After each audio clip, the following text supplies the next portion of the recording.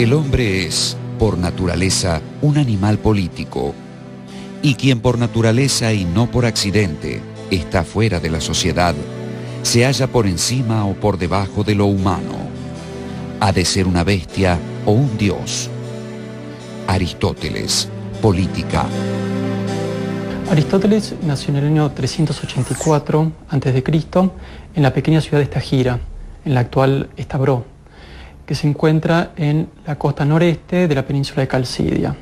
Su padre se llamaba Nicómaco y de hecho era el médico personal de Amintas II, el rey de Macedonia, que era a su vez el padre de Filipo y el abuelo de Alejandro Magno.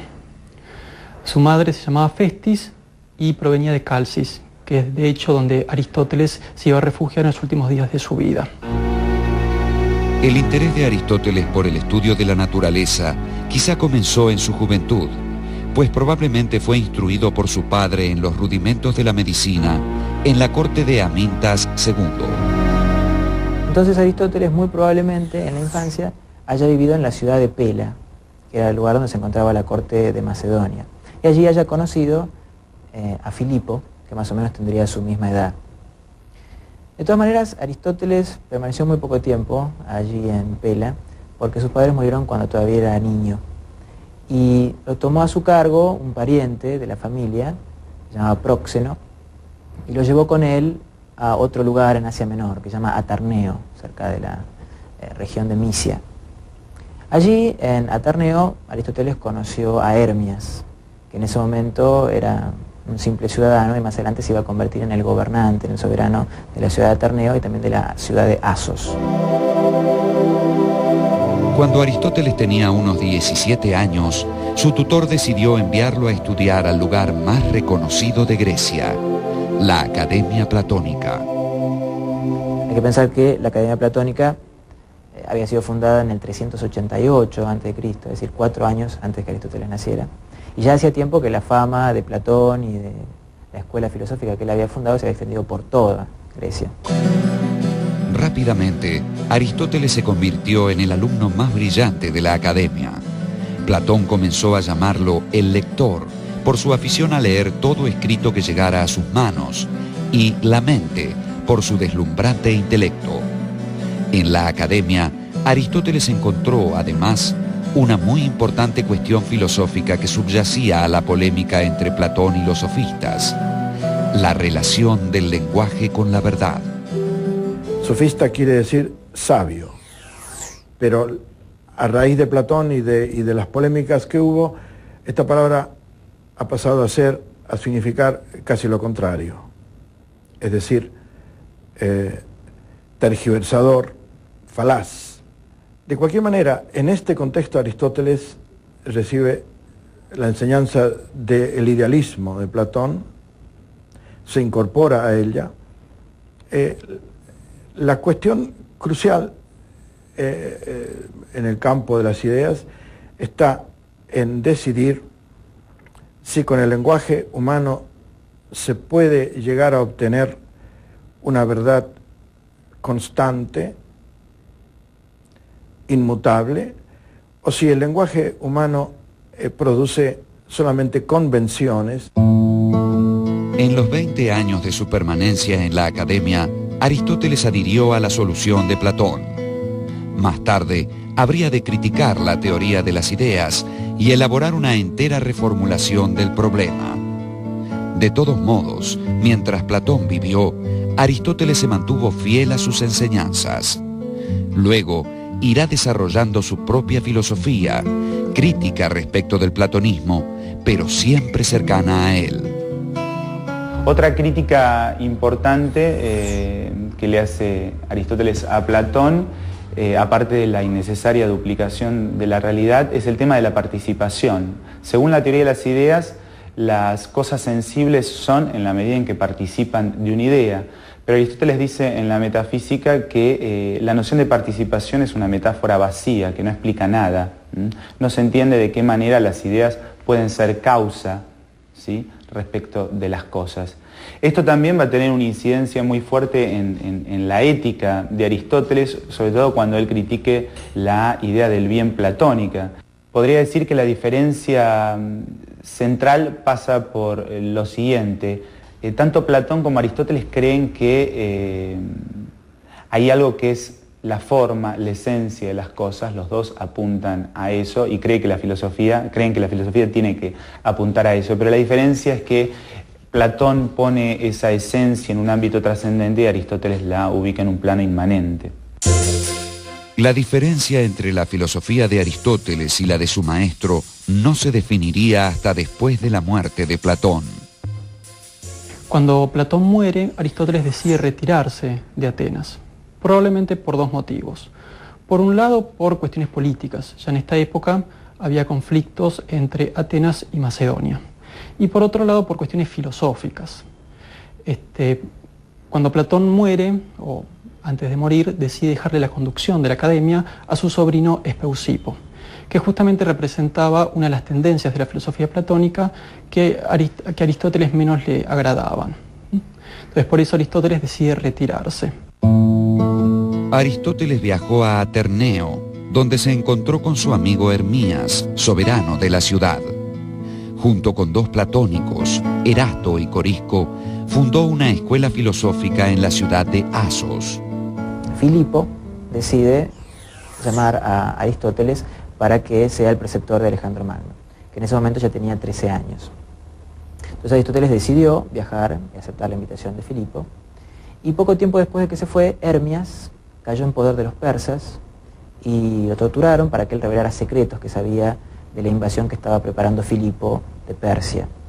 Aristóteles se conmovió mucho por esa muerte heroica, porque en ningún momento reveló los secretos de Filipo, y le dedicó un poema que más adelante le iba a traer problemas porque los atenienses lo iban a acusar de irreligiosidad y de impiedad por haber compuesto un poema a una persona que más parecía ser digno de un dios que de un ser humano.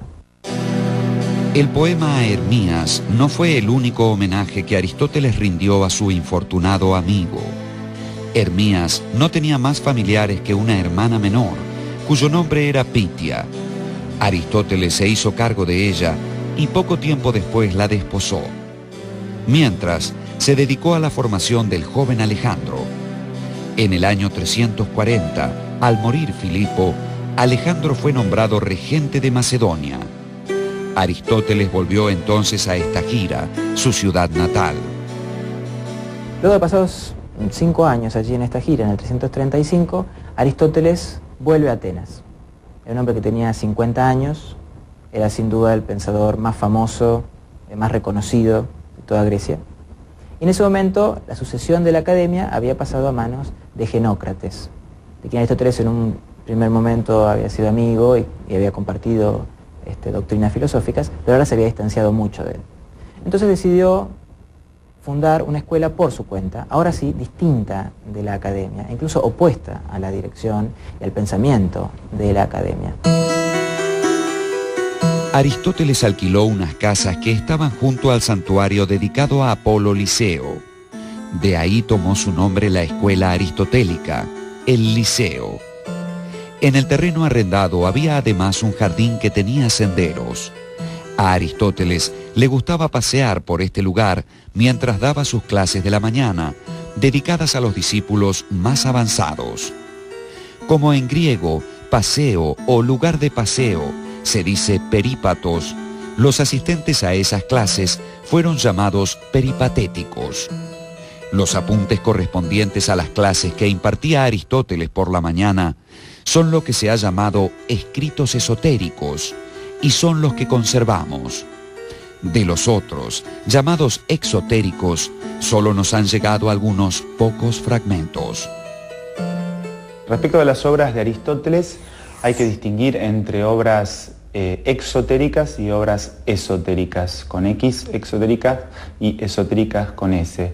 Las obras exotéricas son, al parecer, las obras que Aristóteles había destinado a la publicación, eran, según testimonios, diálogos a imitación de los de Platón, o parecidos a los de Platón. Pero el problema es que las obras que supuestamente Aristóteles destinó a la publicación no se conservaron, o mejor dicho, se conservan solo fragmentos.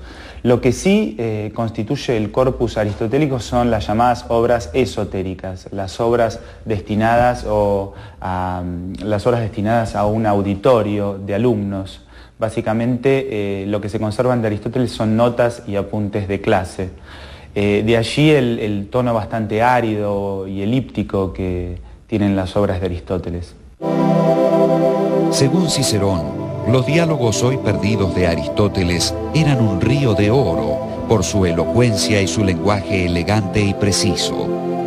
Además de las obras esotéricas y exotéricas, también integran el corpus una serie de recopilaciones sobre temas muy diversos y una cierta cantidad de obras cuya atribución a Aristóteles resulta dudosa. La obra aristotélica en su conjunto, o al menos lo que conocemos de ella, demuestra la amplitud de sus intereses intelectuales.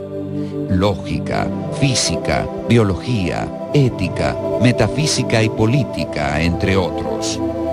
Bajo la dirección de Aristóteles, el Liceo se constituyó en un foco de cultura y no dudó en fundar la primera gran biblioteca de la antigüedad, como también un gran museo y un zoológico.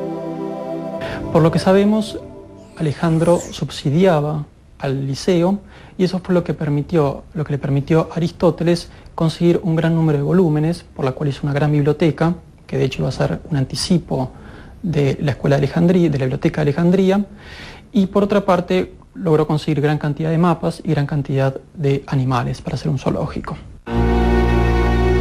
Los años en que dirigió el Liceo fueron los más productivos en la vida de Aristóteles.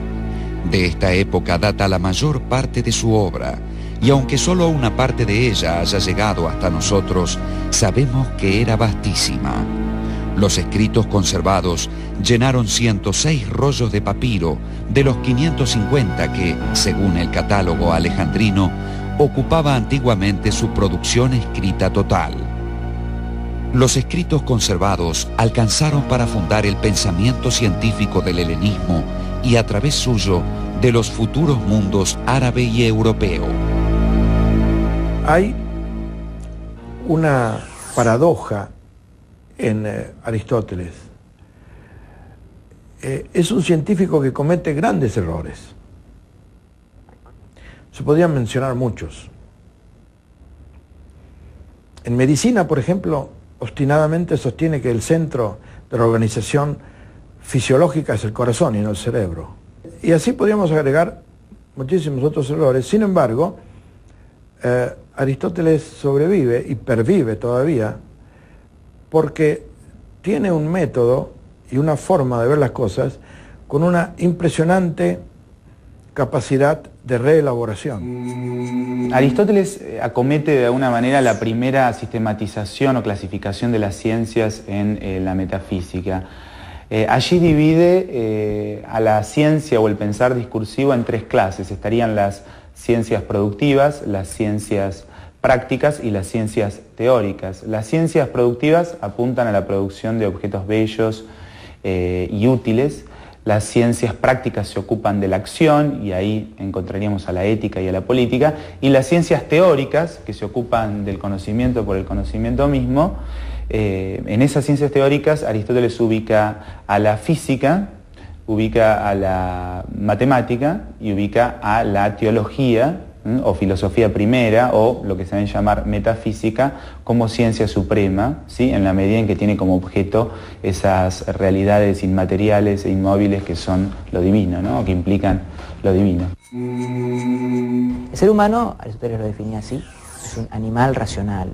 Entonces, nuestro conocimiento primero parte de los sentidos, de la experiencia.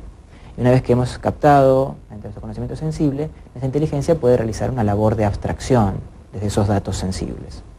Entonces, la mejor manera de comprender el pensamiento de Aristóteles es partir justamente de la concepción que él tenía acerca de lo natural, acerca de lo físico. Y desde allí uno se puede elevar a la consideración sobre las otras disciplinas, la filosofía primera, la psicología, etc.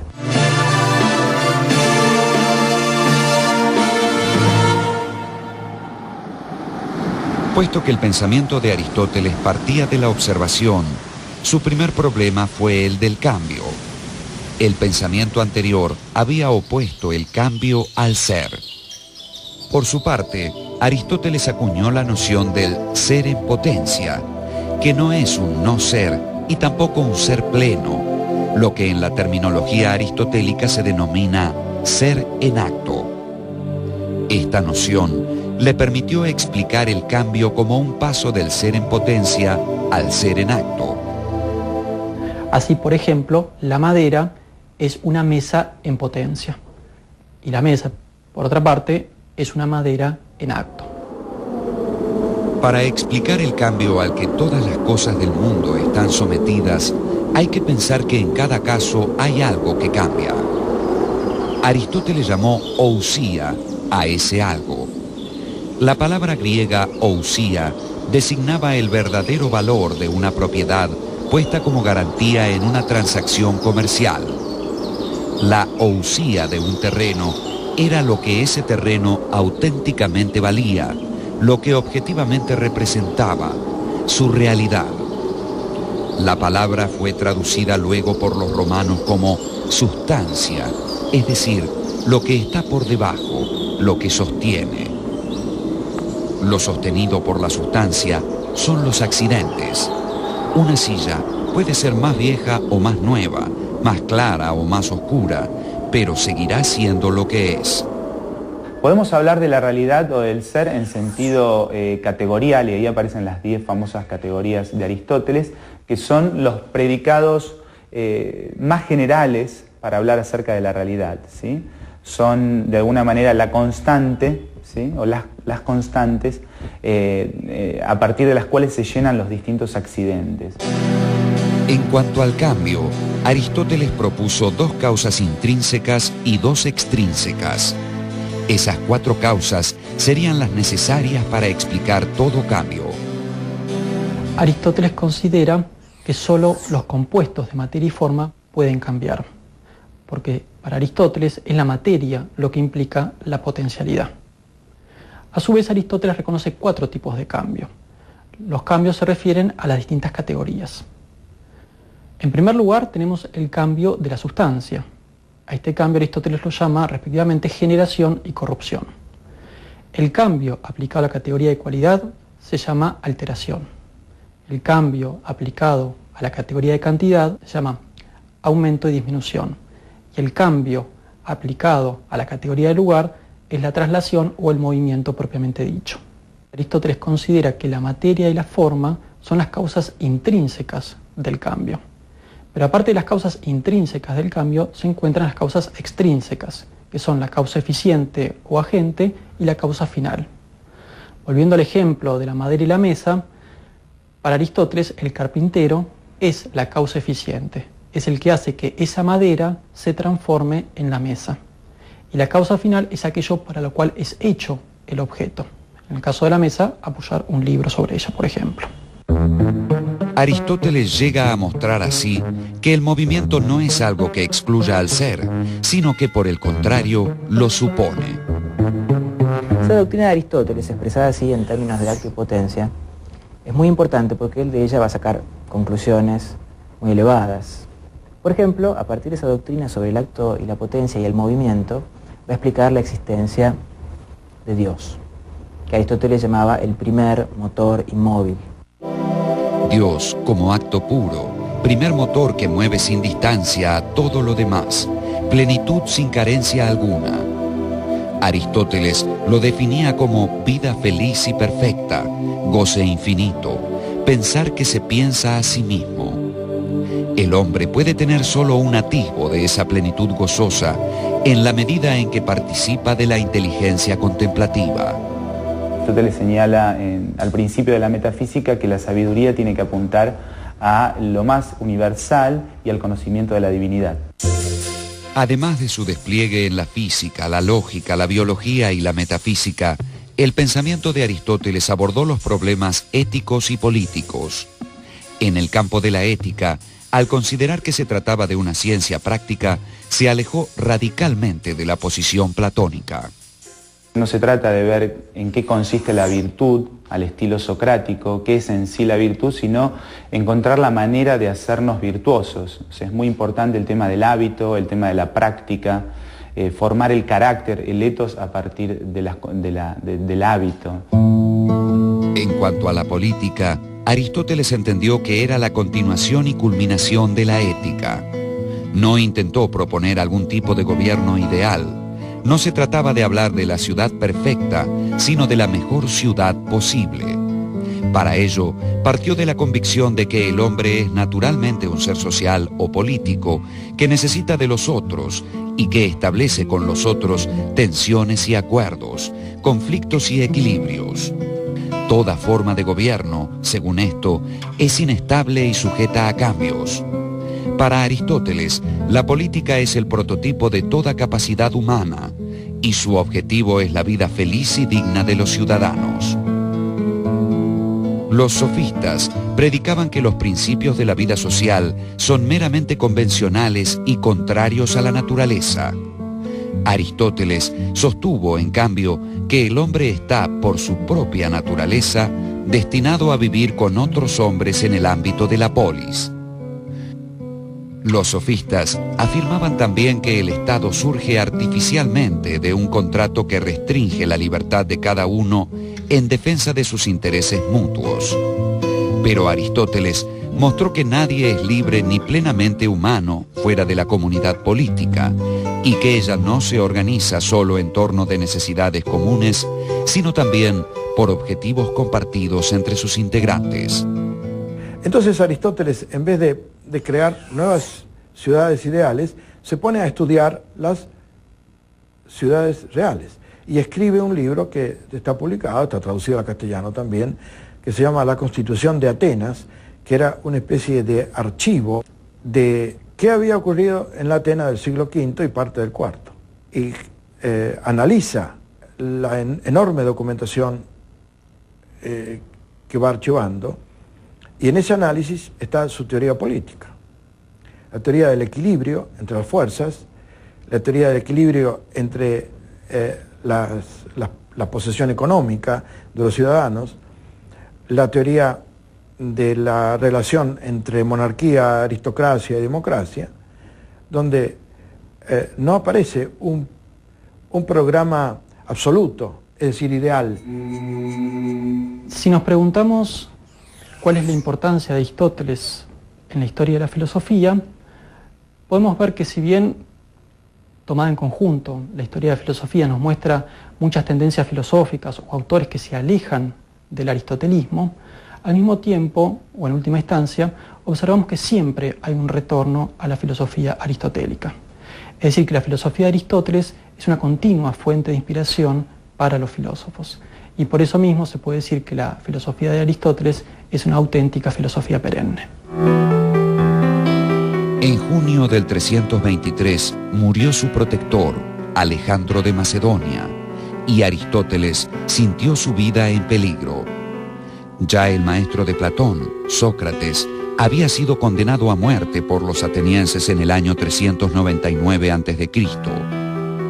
Aristóteles, en una carta a un amigo, explicó que abandonó Atenas en el 323 para impedir que los atenienses pecaran por segunda vez contra la filosofía. Al dejar Atenas, Aristóteles se instaló en la casa de la familia de su madre, en Calcis, Eubea.